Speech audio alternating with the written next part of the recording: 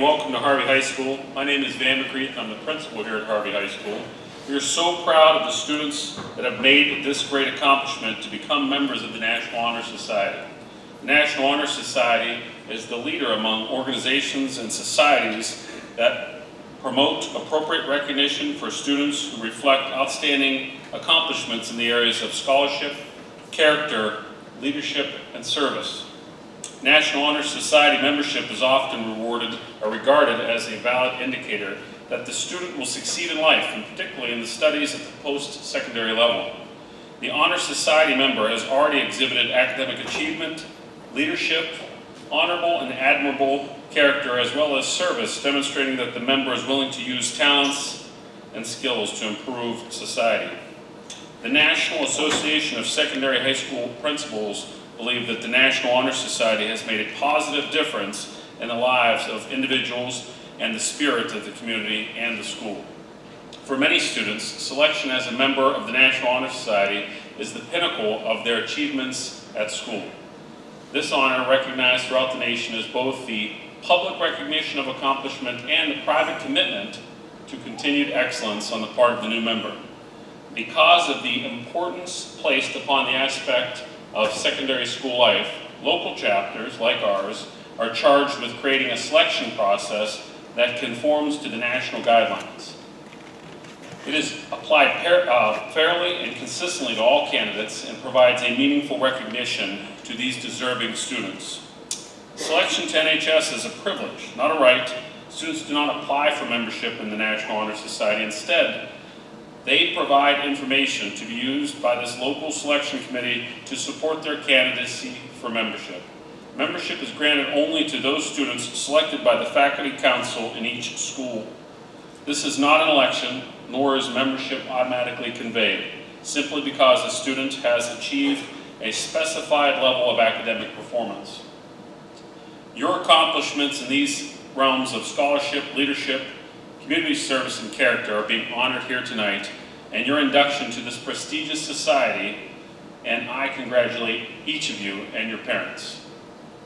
An honor such as this is a wonderful way for the school and community to recognize and celebrate the choices, the sacrifices, and all the things that you have decided to do to make this opportunity possible here today.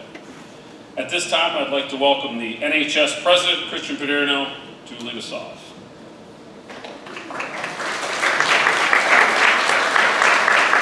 Please stand and join me in the Pledge of Allegiance. I pledge allegiance to the flag of the United States of America, to the republic for which it stands, one nation under God, indivisible, with liberty and justice for all.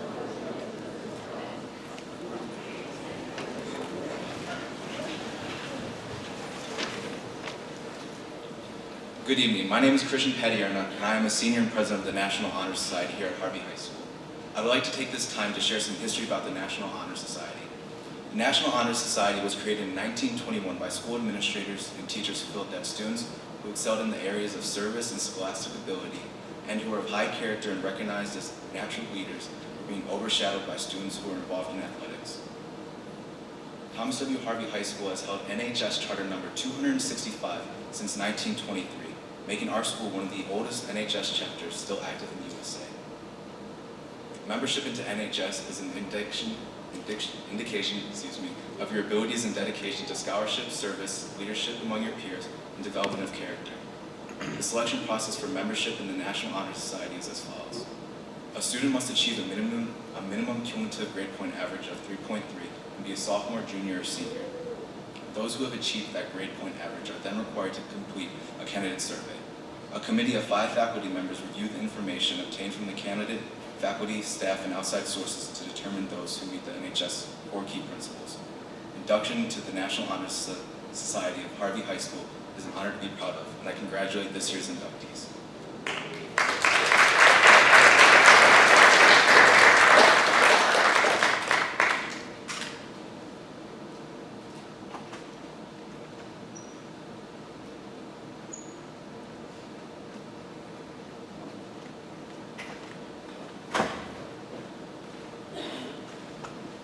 The candle I have just lit is the eternal candle of knowledge. The eternal candle of knowledge is represented in the torch is the insignia of the National Honor Society. It is eternal because knowledge never ends. Knowledge is gained through observation and experience. The 4 key principles of the National Honor Society, scholarship, service, leadership, and character, all originate from knowledge. Without knowledge, these characteristics would be non-existent. Since all 4 characteristics draw their strengths from knowledge, there will be a speaker representing each of the 4 characteristics. They will speak about their topic and light a candle symbolizing that principle. Our first speaker, Jocelyn Saron, will speak about scholarship.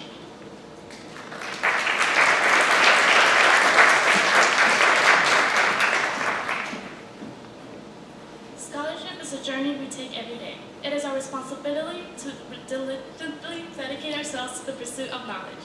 When we were young children, we often questioned why. Our curiosity about everything in life was unending. The commitment to our own scholarship at this point in our life will be reflected in how successful we become in the future. Scholarship is a commitment to being a lifelong learner, one who values knowledge and never stops questioning why. Induction into National Honor Society recognizes us as meeting the requirement for membership. This is only the first step to truly being a scholar. We must embrace that endeavor of learning forever. National Honor Society values all of the scholars here today. Thank you.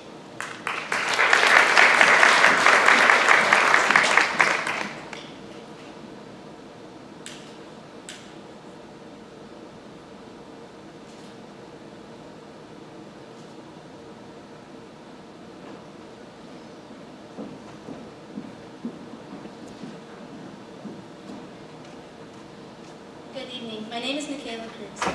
The definition of service is the act of serving someone or something. Serving may take time to achieve, but can be its own reward at the end.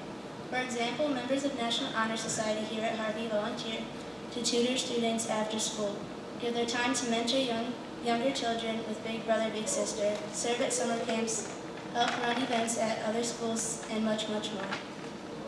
The reason I serve is to help those in need and to see them succeed. Each member in National Honor Society also takes pride in helping others and show this from their personal commitment to completing community service. Not only does helping others make a difference in our community, but it shines through each of us, creating a positive future for everyone. Thank you.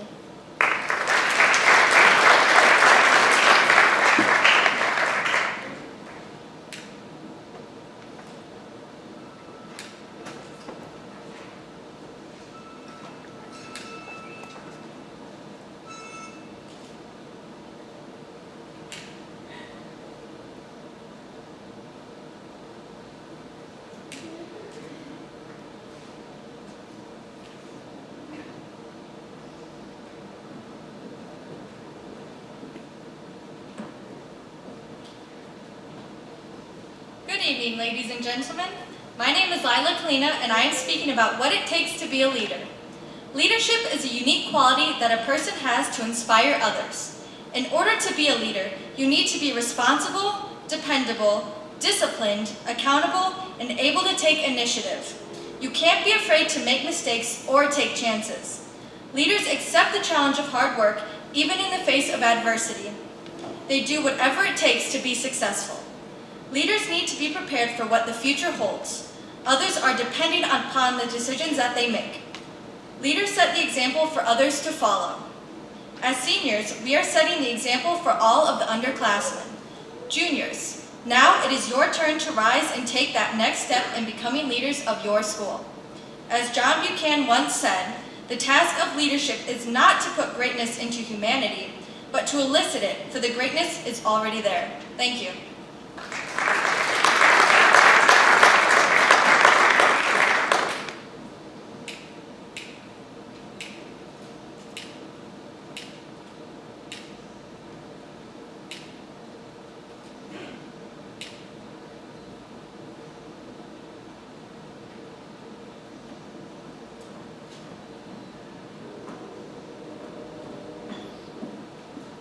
Good evening. My name is Courtney Shaw, and as I reflect on my years at Harvey and look forward to graduation, I ask myself, what will people remember most about the class of 2017? Our great sense of style, our ingenious comedic timing, our smiles, or our hearts, our personality, our character? To me, character consists of 6 different traits. trustworthy, respect, responsibility, fairness, caring, and citizenship. Eleanor Roosevelt said that one's character is built with one's experiences, life honestly and courageously. I have learned that it isn't so much what you do when someone is looking, but rather what you do when no one is watching. And that describes your true character. Character is achieved, not received. You must work hard to earn a good reputation and build a good sense of your character. I leave tonight with a quote from Frank Outlaw. Watch your thoughts, for they become words. Watch your words, for they become actions. Watch your actions, because they become habits. Watch your habits, for they become your character. Watch your character, for it becomes your destiny. Thank you.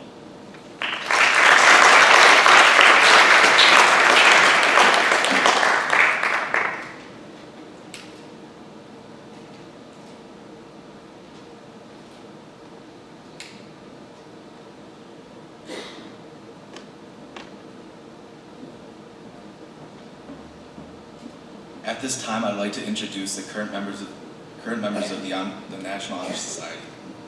Summer Caranci,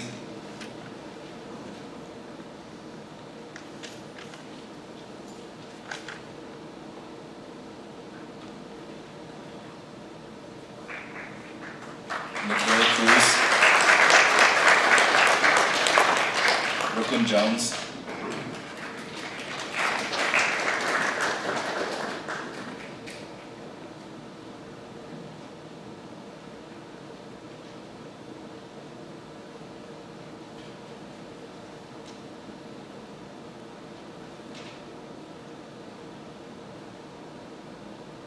Viola Kalina, Emma Macias,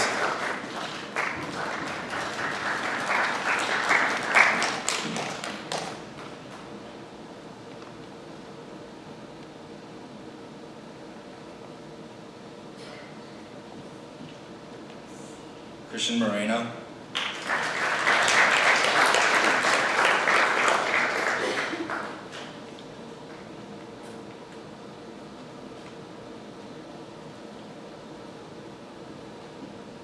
Azalea Pearson,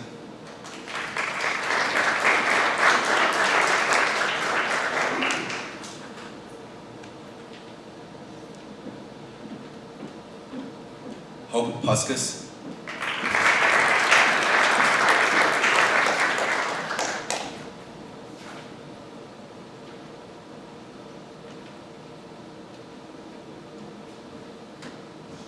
Hunter Roberts,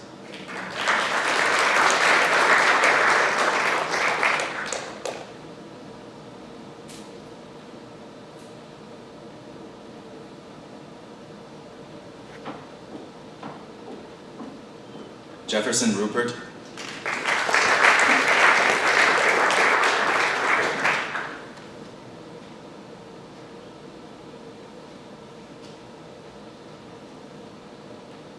Jocelyn Serrano,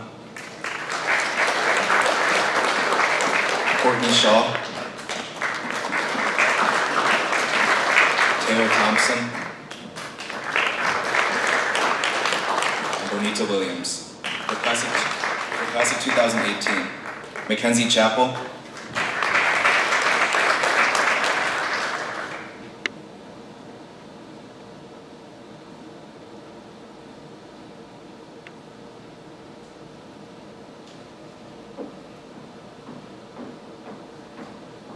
Julian Hack,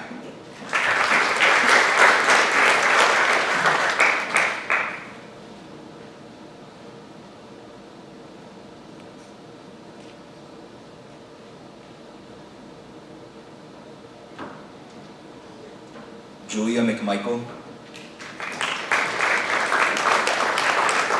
Alicia Melvin Ornelas,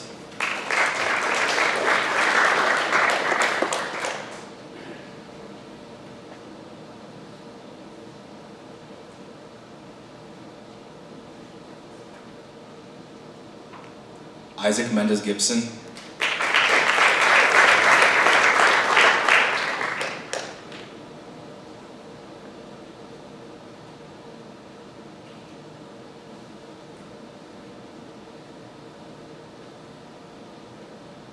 Maria.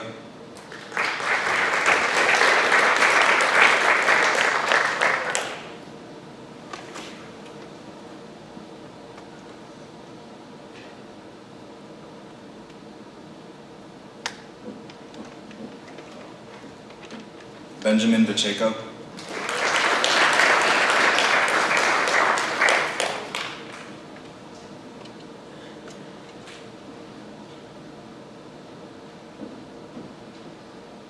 Becky Rodriguez.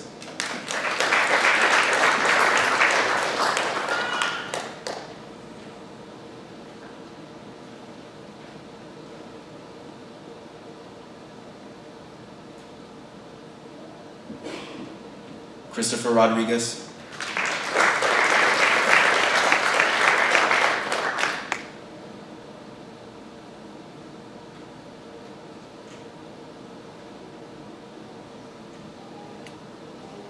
Giselle Rodriguez.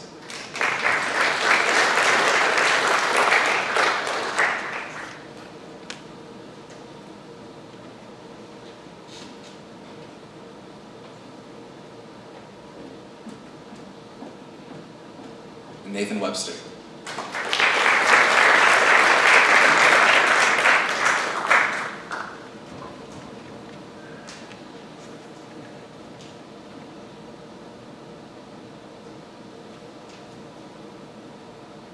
Now I'd like to introduce our new members.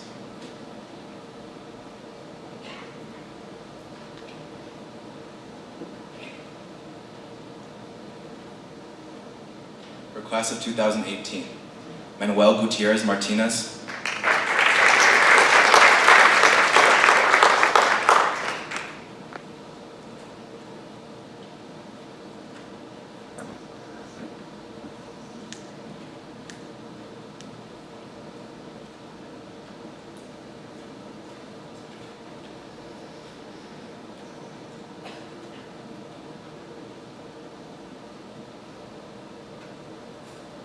Kevin Hines.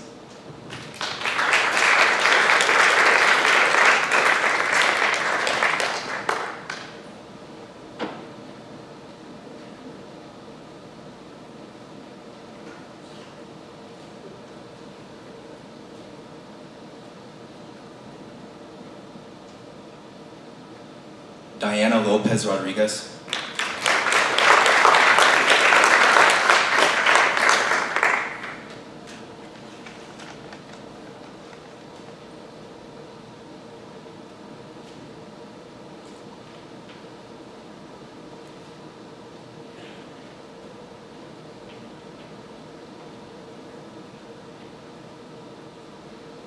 Madeline Milliner.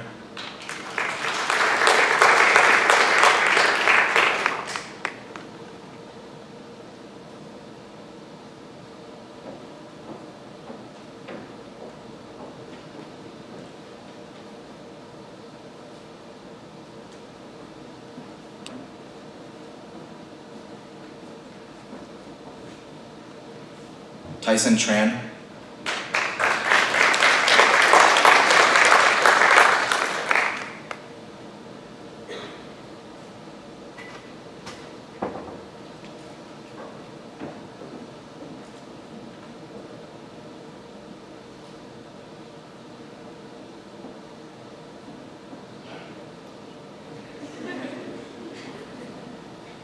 For class of 2019, Pablo Arredondo Lara.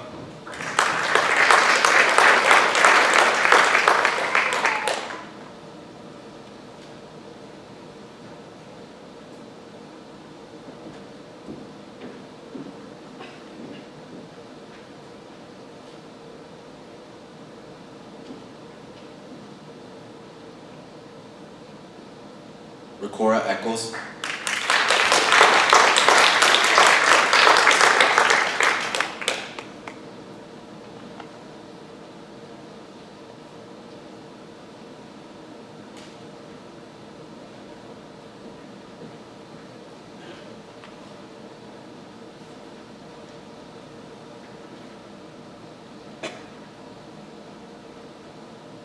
Irma Frosto Rodriguez.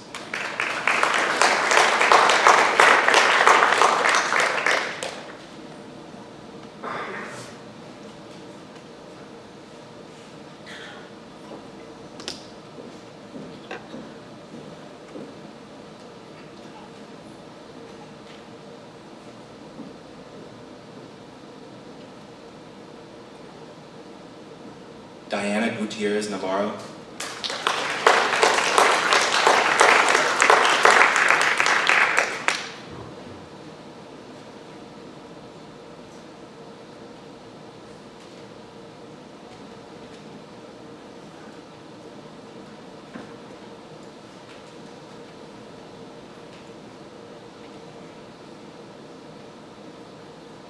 William Kalina,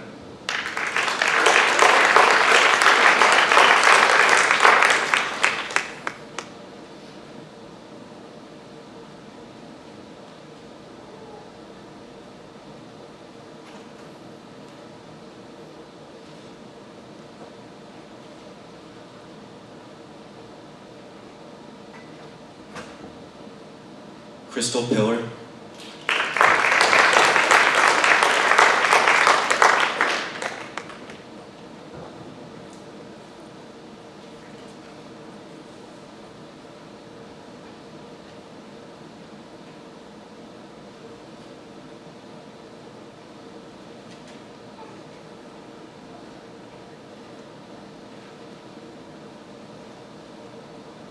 Felix Soto Ruiz,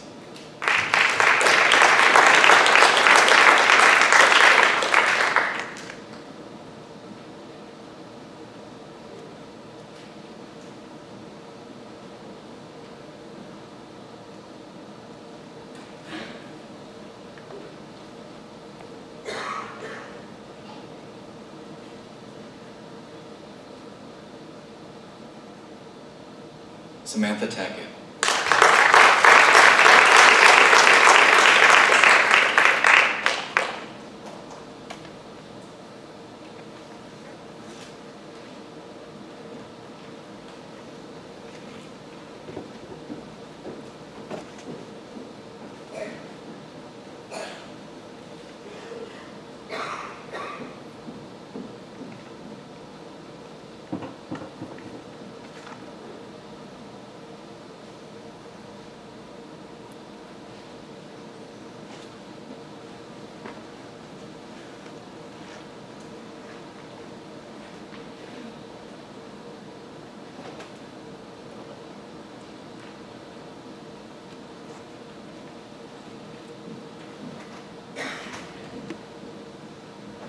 As part of the induction, we will now do the Pledge of the National Honor Society.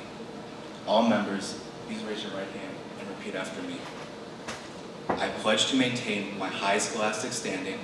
I pledge to maintain my high scholastic standing. To hold as fundamental and worthy an untarnished character. To hold as fundamental and worthy an untarnished character.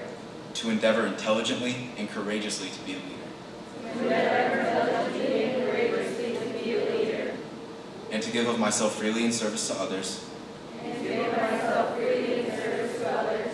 In so doing, I shall prove myself worthy of a place in the National Honor Society. In so doing, I shall prove myself worthy of a place in the National Honor Society. At this time, all members may return to their seats as I introduce tonight's inductee.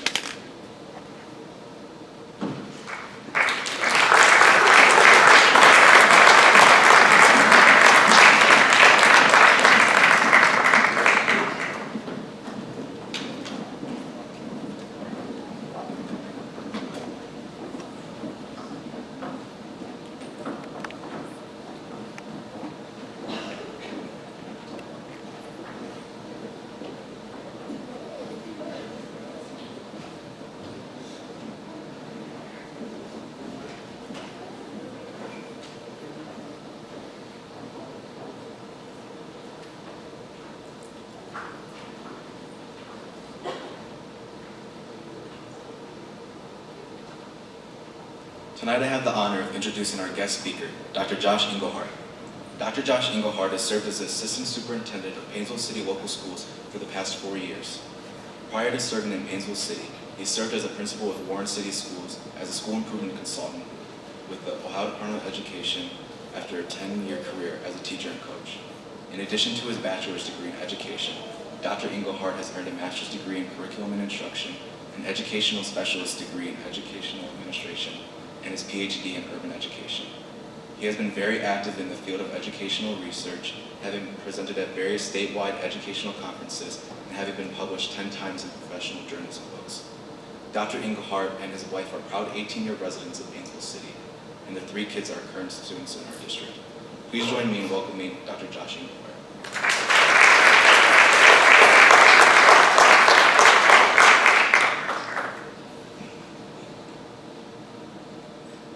Welcome, families. Congratulations to our new inductees. I've been asked to share some thoughts about one of the pillars of National Honor Society, leadership. And I'm extremely honored to have the opportunity to be part of tonight's ceremony. Throughout the lion's share of my adult life, I've walked the path of leadership. This has formed who I am in work, in play, and in otherwise. Today I will speak a bit on what I've learned about leadership through my experiences. I've long been influenced by a passage in an ancient philosophical text, the Tao Te Ching, which reads, "What is a good man but a bad man's teacher? What is a bad man but a good man's job?" What this suggests is that we have a responsibility, an obligation, to be leaders within our capabilities. For one to fail to exercise positive influence given the chance to do so is negligence. I extrapolate this philosophy into a guiding principle which has been absolutely central to my personal and professional life. And it's this: if you're presented with the opportunity to do something greater within your abilities and talents, you must. You must.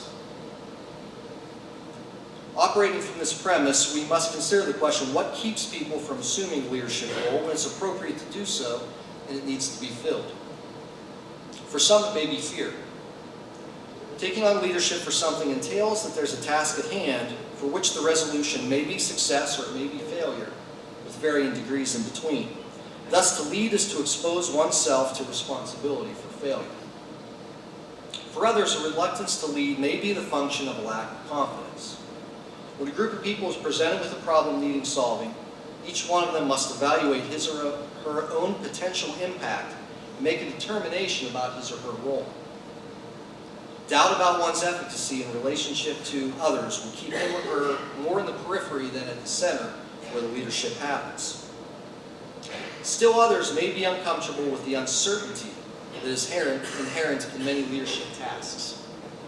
After all, if the way forward was clear, the situation wouldn't call for leadership.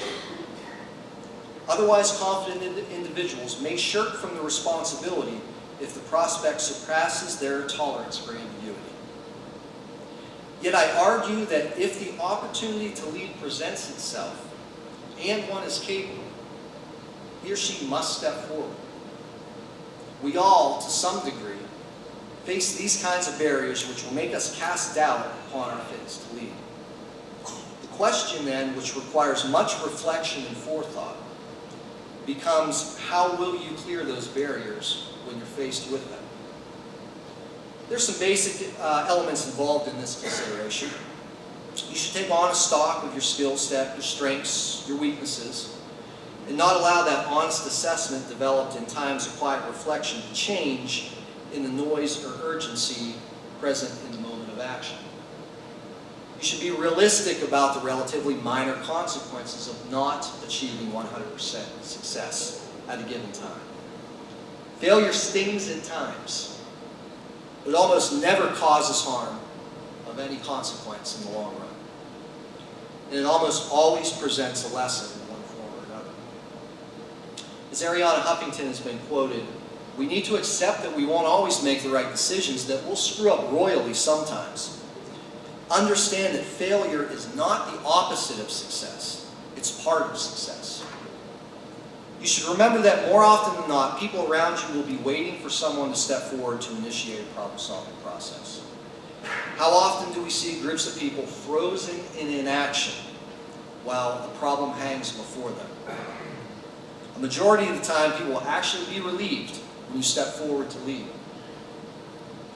So there are several thoughts upon which you should reflect to be better prepared to accept the mantle of leadership when the time calls. At this point, however, I offer that one can conduct himself or herself in such a way that leadership becomes less of something which pops up, that has to be confronted, or requires a choice to engage, and more of a natural order flowing from the way that one approaches work and other people. It's a simple idea, but it's not easy. And it's this: be the very best that you can be within the role that you occupy. This is leadership by example. It's a consistent and constant demonstration of the highest standard. When you approach your work like this, you are meeting the demands of leadership without even seeking it. Leadership, in a sense, is simply part of the work. What's more, conducting yourself in this manner will in time produce those opportunities for you to do greater, which I referenced at the opening of this talk. For me, the origins of this belief are firmly rooted in the very beginnings of my work life as a junior in high school. So, picture me as a junior, 1993, mullet, big glasses, big wire-rimmed glasses, driving a beat-up 1987 Toyota Camry that I shared with my mom and my sister. And I got a job bussing tables and washing dishes at Pizza Hut. Now, mind you, my father and both of my grandfathers were steelworkers. That's where we come from. And my dad actually wore a hard hat to work. And I vividly recall a sticker that he had on his hard hat. And it said, "Do it right or don't do it." And I brought that attitude to my work. I was just washing dishes, right? I was just bussing tables. But over time, the way that I approached my work, I moved into the kitchen as a shift leader. And I went above and beyond in everything that I did. So during slow times, whenever other people were stepping outside to take a break, I would pull out the prep tables and pull out the shelves and scrub the corners of the floor and the spots in the ceiling that no one had ever seen before. Over time, after doing a couple of years of work like that, the manager of that restaurant was leaving to open a Subway restaurant in town, and he asked me to come and work for him. So that's what I did through college. I was a sandwich artist, and I approached my work much the same way. In time, I would go on to manage that store and to help to open 2 more stores, all while graduating from college with high honors as a double major. So the skills that I developed during this period of my life are still very much in use on a daily basis. In a sense, there's a little bit of Pizza Hut and Subway in everything that I do. Here's what's important for you guys now, is that your career may seem far down the road, but this starts for you now. Every day, each and every day can be the development of skills and dispositions which are going to serve you throughout your life. Will you choose to be the very best that you can be, no matter what you're doing? I believe that the very best leaders do not necessarily seek out leadership. They just do it through the way that they conduct themselves. This leadership by example is particularly important given the fact that leadership is not about what you say. It's entirely dependent upon what you do. We've all long heard many variations on the concepts of actions speak louder than words, or deeds over words, or put up or shut up. This idea is acutely important when it comes to leadership. These days, everyone has a stage upon which he or she can voice anything that's on his or her mind. Anything from a well-developed argument to your opinion of the last meal that you ate can be pushed out to a literal audience of millions. So talk has always been cheap, but given the historically enormous supply of it now, I'd argue that it is even cheaper now. Leaders are models of desired behavior and action. This modeling cannot be achieved through talk alone. You may get the attention of people through your words, but you won't maintain it for long without actually doing something to show that you're committed to the cause about what you speak. Talking is easy. With just a little bit of knowledge, anybody can talk. It takes ability, integrity, and resolve to act and to sustain action. People clearly recognize the difference. To have any credibility at all, you must demonstrate real engagement with the work that you expect of others. Leadership is active, it's not passive. It's shown, not heard. It's a demonstration, not a discussion. Lead by example in all things by being the very best that you can be. At this point, I'd be remiss if I did not recognize that there are plenty of people who are in leadership positions who are not fit and who have not ascended for reasons who have ascended for reasons other than there being models of proper work and behavior. There are many elements at play in human systems, many forces which corrupt them. Too often there are inequalities within them. At times, power does not flow from ability, capacity, and decency. But here's what I'll offer. There's some things that sometimes we cannot control as individuals. But the one thing that we do control is our own decisions. You have a duty to lead at the highest level of impact available to you and to lead by example by doing the highest quality of work within the role you occupy. Nobody can make the decision for you which lead to your doing so or not doing so. So as I bring things to a close, I return to the big idea with which I opened, that given the opportunity to do something greater within your ability, you really have an obligation to do so. I trace this principle back through my life as I moved from dishwasher to cook, to manager, to teacher leader, to assistant principal, to lead principal, to assistant superintendent. Each one of these steps presented an opportunity to increase my impact, but required a decision to be made. Weighing the benefits of taking the step against the fear and the doubt, and many times sacrifice, which accompanies assuming more leadership. These opportunities unfolded through action, not talk. And by moving forward with them was greatly facilitated by the fact that they were natural consequences of my striving to be the best that I could be within my given role. I always think about what kind of community, what kind of region, what kind of world that we would have if everyone truly operated from these principles, where each individual contributed to his or her potential and our leaders emerged by virtue of their hard work and ability. While this may be utopian, I return to the point that we control what we control, and that's the choices that we make. You're all leaders, like it or not. I'm certain that you all have assumed the role of leadership in one way or another in different contexts multiple times. What I can promise you is that as you transition into your lives beyond high school and into your working careers, you will be presented with opportunities for bigger and better things. I implore you, if it's something for which you know that you have the skill, do it. Be confident in your abilities. Do not be burdened by fear and uncertainty. Maximize your talents and skills. Be the leaders that you know yourselves to be. As the highly capable individuals that you are, you have an obligation to do so. Thank you all for your time and attention. Thank you for continuing to be positive influences in our community. Congratulations once again to our new inductees. Thank you.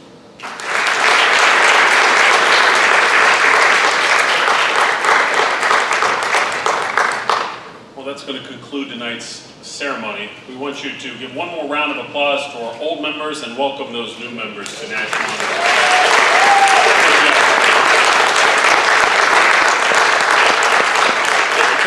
Right for being the advisor to the NHS and putting this display on, working with all the students and making sure we got the faculty council together that could elect the students. Once again, for Mr. Wright, I appreciate Mr. Wright.